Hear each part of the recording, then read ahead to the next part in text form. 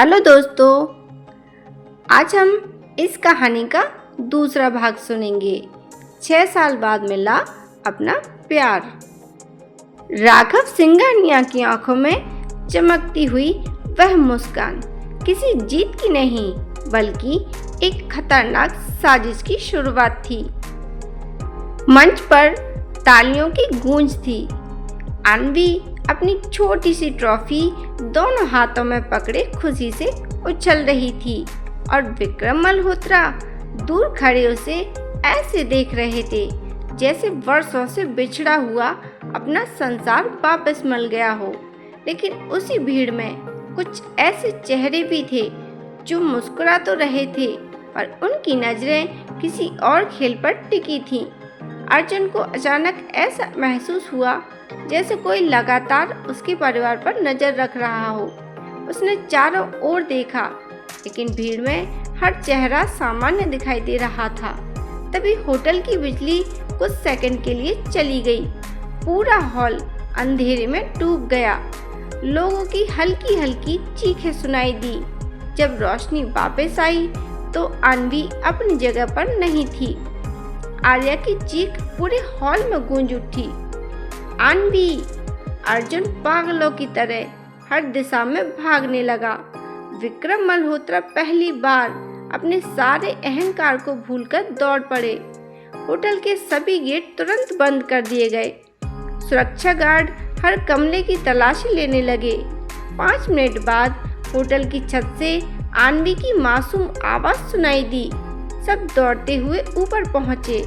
वहां अन्वी अकेली खड़ी थी। उसने मासूमियत से कहा, एक अंकल बोले थे कि दादाजी मुझे ऊपर से पूरा शहर दिखाएंगे। अर्जुन ने उसे सीने से लगा लिया। आर्या रोते रोते बेहोश होने लगी लेकिन अर्जुन की नज़र एक बात पर अटक गई। अन्वी की जेब में किसी ने एक छोटा सा काला लिफाफा रख दिया था। कमरे में लौटकर उसने लिफाफा खोला। उसमें सिर्फ एक पंक्ति लिखी थी, जिस राज को 6 साल छिपाया गया उसे छिपाकर रखना अब नामुमकिन होगा। नीचे किसी का नाम नहीं था।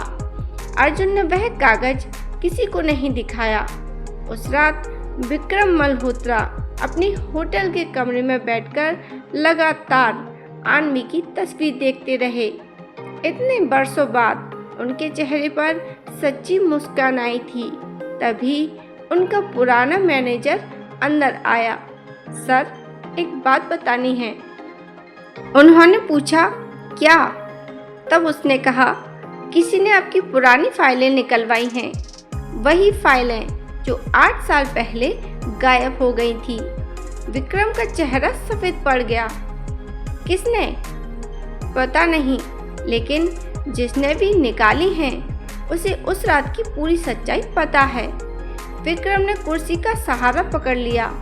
नहीं, यह नहीं हो सकता। उधर आर्या आधी रात को पानी पीने उठी। ड्राइंग रूम में अर्जुन अकेला बैठा था। उसके हाथ में वही काला लिफाफा था।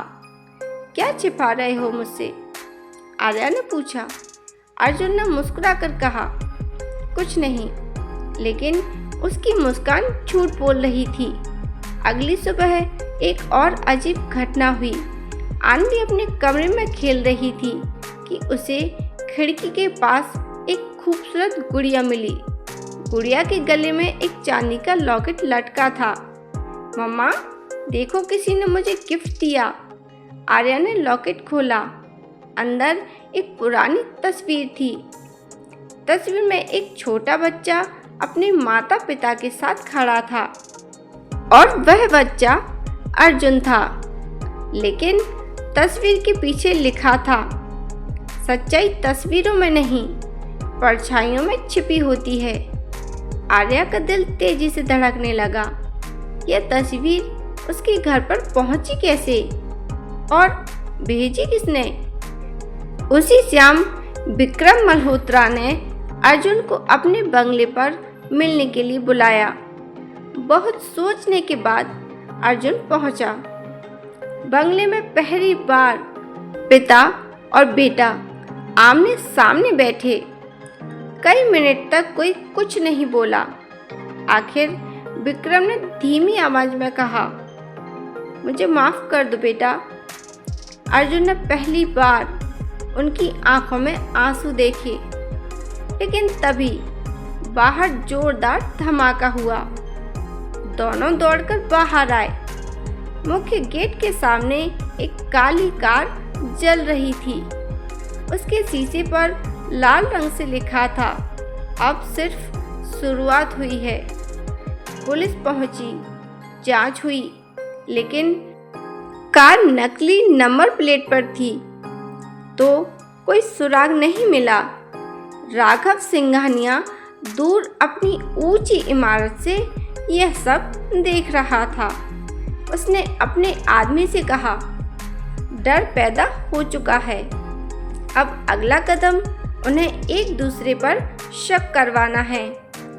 कुछ दिनों बाद आर्या की कंपनी में अचानक इनकम टैक्स और आर्थिक अपराध शाखा की संयुक्त जांच शुरू हो गई। मीडिया बाहर खड़ा था। हर चैनल पर एक ही खबर चल रही थी, देश की बड़ी बिजनेस वुमैन की कंपनी पर करोड़ों की गड़बड़ी का आरोप। आर्या हैरान थी, सारे दस्तावेज सही थे, फिर यह सब हुआ कैसे?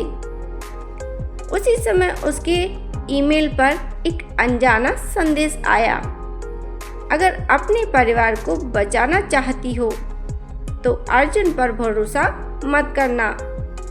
आर्या की सांस रुक गई। वह संदेश किसने भेजा था? शाम को अर्जुन घर लौटा तो उसने देखा कि आर्या पहली बार उससे नजरें चुरा रही है। उसे कुछ समझ नहीं आया। रात को जब सब सो गए तब आर्या ने अर्जुन का लैपटॉप खोला। उसमें एक फोल्डर पासवर्ड से सुरक्षित था। उसने कई बार कोशिश की, पासवर्ड नहीं खुला।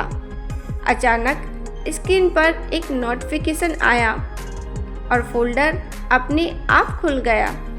अंदर सिर्फ एक वीडियो था। वीडियो की शुरुआत में अर्जुन किसी अंधेरी जगह पर खड़ा दिखाई दे रहा था। वह किसी से कह रहा था, अगर यह सच कभी बाहर आ गया तो सब कुछ खत्म हो जाएगा। वीडियो यहीं खत्म हो गया। बस इतना ही। न यह पता चला कि वह किससे बात कर रहा था और न यह कि कौन सा सच। उसी क्षण पीछे से किसी ने धीरे से ताली बजाई और आर्या घबराकर पलटी। कमरे का दरवाजा खुला था, लेकिन बाहर कोई नहीं था। फर्श पर सिर्फ एक और काला लिफाफा पड़ा हुआ था। कांपते हाथों से उसने उसे खोला। इस बार उसमें सिर्फ एक पंक्ति लिखी थी, जिसे तुम अपना सबसे बड़ा सहारा समझती हो, वही कहानी का सबसे बड़ा राज है। आर्या की आंखें अर्जुन के कमरे की ओर उठीं और उसके मन में पहली बार एक सवाल पैदा हुआ, क्या अर्जुन सचमुच वही है जिसे वह 6 साल से अपना पहला और आखिरी प्यार मानती आई है, या उसकी ज़िंदगी की सबसे बड़ी सच्चाई अभी सामने आने बाकी है? यहीं से उसकी ज़िंदगी का सबसे खतरनाक अध्याय शुरू होने वाला था और उस सवाल का जवाब अभी किसी के पास नहीं था। आर्या पूरी रात सो नहीं सकी।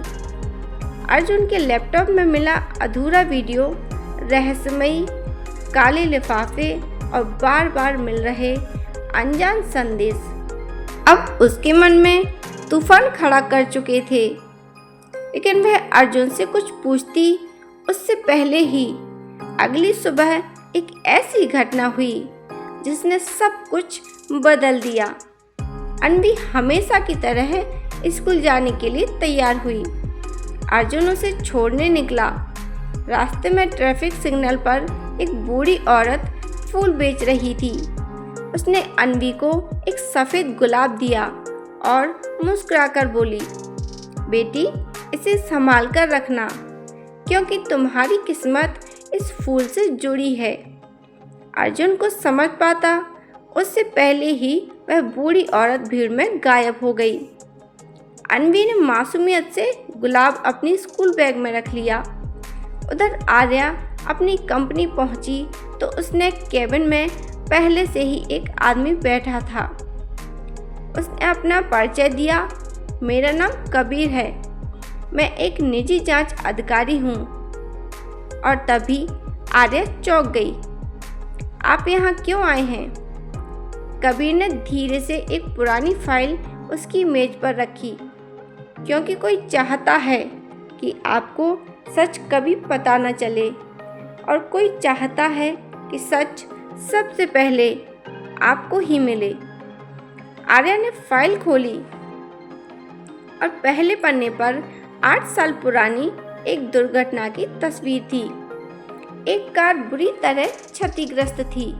उसके नीचे लिखा था, केस बंद, कोई जीवित नहीं बचा। लेकिन फाइल के आखिरी पन्ने पर लाल स्याही से लिखा था, एक बच्चा बच गया था और वही आज सबकी जिंदगी बदल रहा है। आर्या का सिर घूमने लगा। यह बच्चा कौन था? क्या उसका संबंध अर्जुन से था या किसी और से? उधर अर्जुन अपने पुराने दोस्त समीर से मिलने गया। समीर ने उसे देखते ही दरवाजा बंद कर लिया। तू यहाँ क्यों आया है? समीर ने पूछा। तभी अर्जुन ने जवाब दिया, मुझे जवाब चाहिए। समीर की आंखों में डर साफ दिखाई दे रहा था। अर्जुन, मैंने तुझे पहले ही कहा था, उस रात की बात कभी मत छेड़, लेकिन अब कोई हमारे पीछे पड़ा है। समीर ने कांपते हुए कहा, अगर सच बाहर आ गया तो सिर्फ तुम्हारा नहीं, कई लोगों का साम्राज्य खत्म हो जाएगा। इतना कहकर उसने अर्जुन को एक छोटी सी चाबी दी। यह उसी लॉकर की चाबी है जिसे 8 साल से किसी ने नहीं खोला। उसमें क्या है? अर्जुन ने बड़ी बेसब्री से पूछा। समीर ने सिर्फ इतना कहा, तुम्हारी जिंदगी का असली जवाब। अर्जुन कुछ और पूछ पाता उससे पहले बाहर गोलियों की आवाज़ गूंज उठी। दोनों बाहर भागे, लेकिन हमलावर भाग चुके थे। समीर जमीन पर गिर चुका था। उसके हाथ में खून से लिखा सिर्फ एक शब्द था। तो दोस्तों, यह कहानी यहीं तक। इसकी आगे की कहानी का भाग हम अगली वीडियो में सुनाएंगे। अगर आपको मेरी वीडियो अच्छी लगी हो तो मेरी वीडियो को please like, share and subscribe. Thanks for watching.